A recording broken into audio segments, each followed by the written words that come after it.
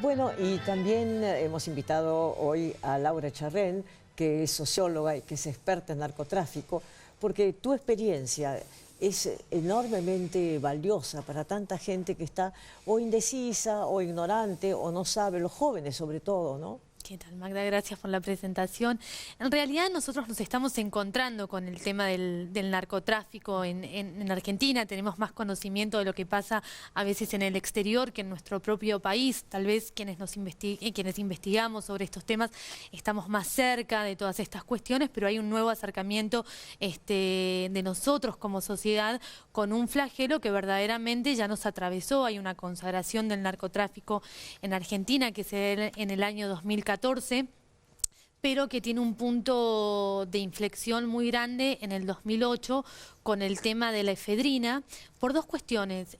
Por un lado, porque con la efedrina se consolida todo lo que tiene que ver con la relación con México, que es la línea que sigue Argentina en materia de crimen organizado. Y por otro lado, la efedrina, como un precursor químico, empieza a darle inicio a lo que el mercado local necesitaba en Argentina, lo que, digamos, lo que necesitaban las bandas locales para poder seguir avanzando, que era un mercado de diseño no dependiente del mercado internacional, como ser Bolivia.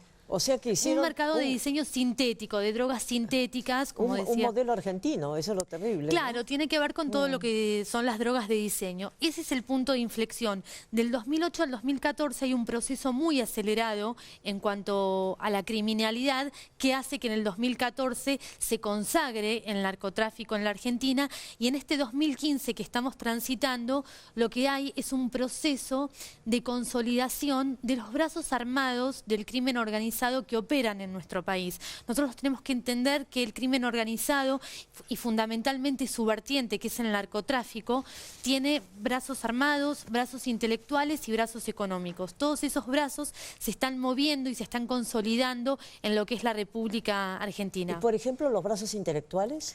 Los brazos intelectuales son los que, digamos, los que manejan los hilos retóricos y dan las órdenes de qué hacer y qué no hacer. Son los limpitos, entre comillas. O, por ejemplo, los que dicen, no, hay que liberar la Son los que la mandan, venta, claro, son los que mandan drogas, ya sea a liberar un territorio, los que mandan, los que operan como ordenadores de lo que tiene que ver con todo el sicariato, que también es una terciarización que tiene el narcotráfico que se da en la Argentina.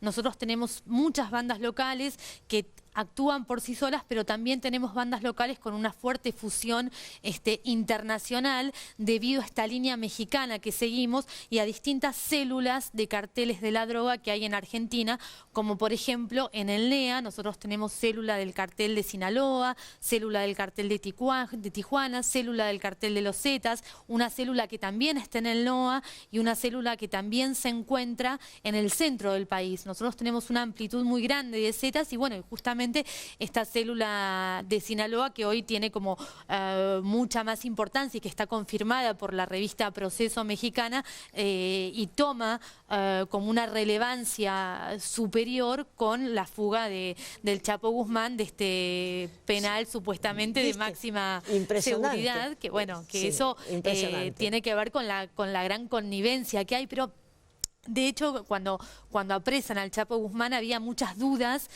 con respecto a cómo había sido esa detención. Parecía que estaba arreglada, porque ¿qué pasa con el narcotráfico, Magdalena?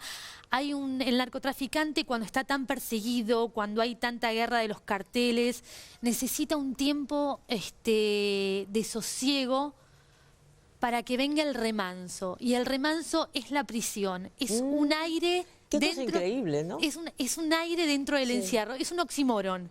Sí. Es un oxímoron. Y bueno, y el Chapo Guzmán ahora decidió que ya ese oxímoron había terminado, que su remanso en este tiempo de sosiego ya había finalizado y bueno, como lo que es, haciéndole honor a un capo narco, se escapó obviamente con una connivencia claramente interna. Justamente hace un ratito pasamos las imágenes, ¿no? Sí. Vos las viste y ese túnel no es obra de la casualidad, es una obra de ingeniería muy sofisticada además, por supuesto, ¿no? Es una dialéctica interna y y externa que se da con los narcotraficantes que están dentro de las cárceles, y lo cual confirma que el narcotráfico dentro de las cárceles mueve los hilos sociales del flagelo desde adentro hacia el afuera. No hay un aislamiento acabado, que era una de las tantas dudas que se planteaban cuando se lo apresa al Chapo Guzmán allá en enero del 2013. Claro, si no no recuerdo. Actualmente no se sabe dónde está. Actualmente no se sabe. Hubo en un momento un llamado que estaba aquí en La Rioja, pero era como muy previsible que estuviese en La Rioja. Pero bueno, igual también tenemos un marero de la 18 detenido en el penal federal de Seiza, que es un brazo armado del narcotráfico y que operó en su momento para el cartel de Sinaloa. Razón por la cual en Argentina todo puede pasar, porque hay una fuerte permeabilidad en las fronteras. Claro, y hay... Lo hablábamos hace un momentito, justamente los radares que no existen o que se hacen, digamos, invisibles. Es decir, nadie denuncia, los vecinos oyen el ruido de motores, los dueños de la estancia mucho más, pero nadie dice nada. Lo que pasa es que hay una gran confusión. Es muy importante el mapa del delito para tener el diagnóstico social y también el diagnóstico delictivo. Y cuando uno va al campo de investigación, se da cuenta que el grueso del narcotráfico, del mercado del narcotráfico en Argentina, se mueve por vía terrestre. Entre el 75 y el 80% del narcotráfico se mueve por vía terrestre, razón por la cual los radares, que encima están mal puestos, no son la panacea para controlar las fronteras. Lo que hay que devolver a las fronteras es a la gendarmería, pero una gendarmería depurada. También pasaban anteriormente un informe donde decían que la gente en las villas, a raíz del asesinato de Marcela Díaz, lo que querían era la gendarmería, pero la gendarmería oficia de decorado, como si fueran nenas de utilería que están en distintas villas de la ciudad de Buenos Aires y del conurbano bonaerense sin hacer nada. Pasan la 1114, pasan Puerta de Hierro, pasan la San Petersburgo, no hacen absolutamente nada.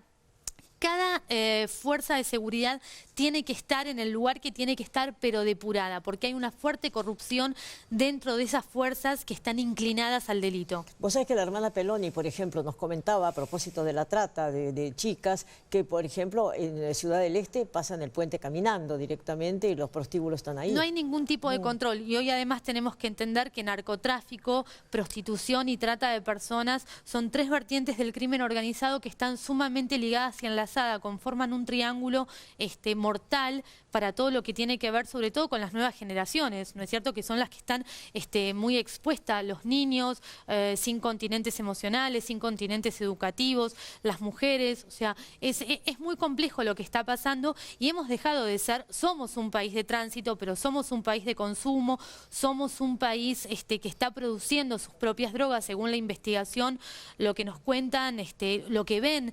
intelectuales, investigadores colombianos y mexicanos, en que dentro de unos años la marihuana y la cocaína van a ser desplazadas por estas drogas de diseño, que es el mercado que está forjando la criminalidad local en nuestro país. Seguro. Y fíjate, Laura, que por ejemplo la narcomodelo tan nombrada, ¿no? Sí. Angie Santisteban, ¿no es cierto? Sí. De la cual tanto se habló. Bueno, María Laura Santillán viajó a Colombia, la entrevistó, y lo que dice esta chica es muy impresionante. Mira, escucha. A ver.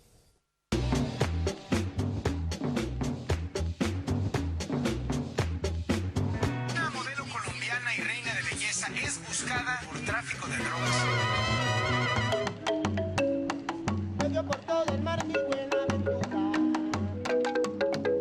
Y yo soy una niña que simplemente quiso cumplir un sueño y no pensó que iba a perjudicar a nadie.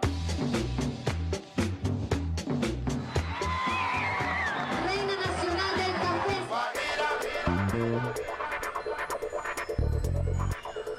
La ex reina del café ahora es buscada por la Interpol por supuestamente liderar una organización de las llamadas mulas.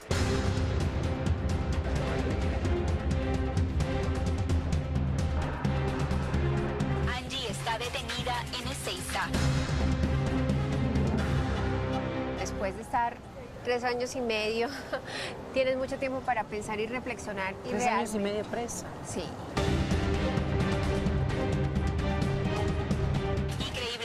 Fueron estas inofensivas y tiernas fotos que ella misma colgó en su Facebook, en las que aparece con su perrita Lulú, las que dieron la pista para que Angie fuera apresada. ¿Cuál fue para vos el error más grande? Ser cómplice de algo que estaba muy mal hecho, porque la droga mata a la gente.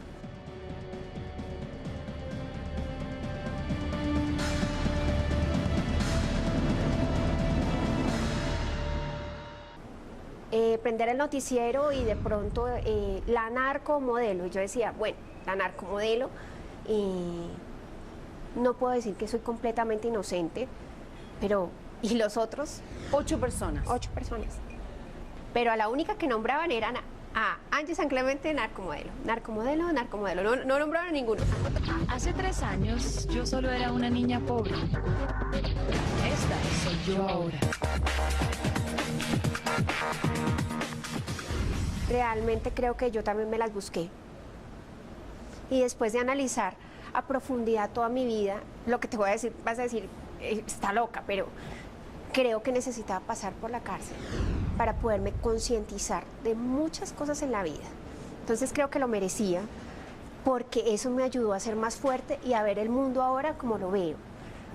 Antes veía el mundo distinto y creo que yo cometí un error y los errores se pagan, ¿no? ¿Y cuál fue para vos el error más grande?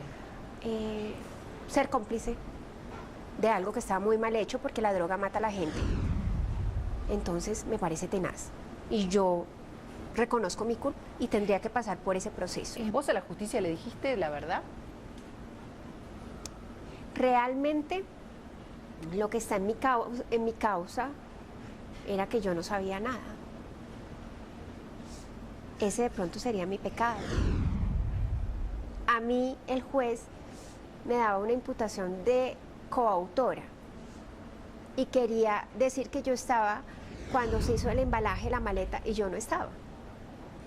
Pero Entonces, no reconociste tu complicidad. No lo reconozco. Algo muy importante que dijiste, esto le puede servir a muchas mujeres, a muchas chicas, para que tomen conciencia de dónde están metidas. Y el modo de trabajo de las bandas, vos sí lo viste, lo conociste, o por lo menos te informaste en la causa, ¿no? Siempre hay un reclutador. Sí, siempre hay un reclutador y siempre te pintan muchas cosas como pajaritos en el aire, de que vas a tener esto, vas a tener otro. Y bueno, de pronto la chica por ingenuidad lo puede aceptar, o porque aspira a otras cosas y bueno, de pronto la situación de esa persona no es fácil, está muy mal. Está muy mal y ese es el testimonio que yo quiero plasmar en mi libro. Que no vuelvan a cometer un error como el mío ninguna. Eso es.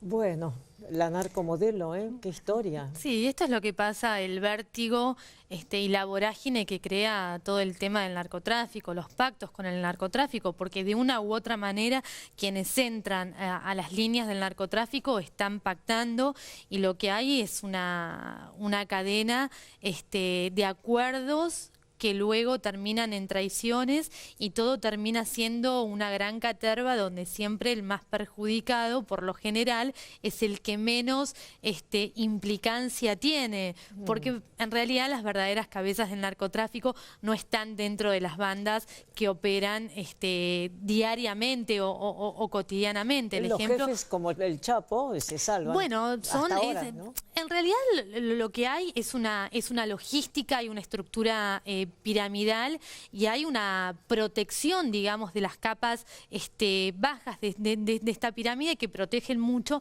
al líder narco, porque en el caso del Chapo Guzmán se ha convertido en una especie de benefactor para todas aquellas clases sociales que se sienten despojadas por el Estado, y los narcotraficantes han sabido cómo digamos, resguardarlas y abastecerlas de todo aquello que esas clases han sentido como una lógica del despojo muy grande, y de hecho ha habido marchas cuando detuvieron al Chapo Guzmán para que lo soltaran. Y bueno, hoy hay mucha gente que también festeja que el Chapo Guzmán se haya escapado, porque así es la construcción de un líder. Y en Argentina también hay algo que es muy extraño, que tiene que ver con un deseo, entre comillas, de la construcción del narcotraficante propio, del Chapo Guzmán propio, del Escobar Gaviria propio.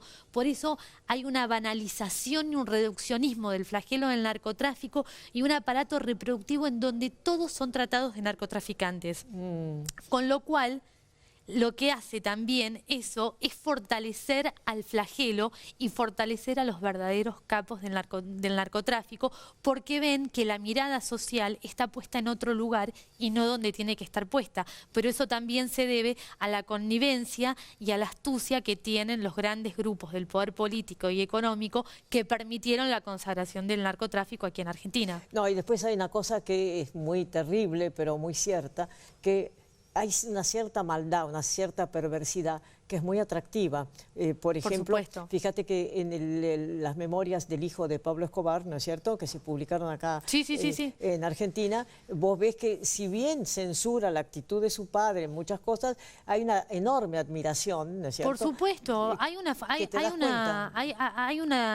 a ver, el trabajo del narco, cuando también supo ocupar este rol de líder y de darle a las clases bajas con un costo muy alto, porque las clases bajas y necesitadas pagan un costo muy alto para tener todo lo que tienen, que es entregar a sus hijos en un punto a las huestes del narcotráfico, genera cierta admiración en esta gran distorsión psíquica y emocional que genera el flagelo a nivel persona, obviamente. Sí, por eso es un tema tan delicado que yo te agradezco enormemente por favor, lo vengas Magdalena, a tocar con nosotros. No, es un placer estar Laura con vos. Echarren, realmente como socióloga, un orgullo para los argentinos ver tanta lucidez. Ay, por favor. En serio. Te agradezco mucho, te agradezco mucho. Y además creo que la señal de alarma tiene que estar encendida permanentemente entre nosotros. Vos que sos joven, o vos que has dejado de ser joven, pero que también tenés relaciones y que te gusta el poder, mirá a dónde lleva ese tipo de poder.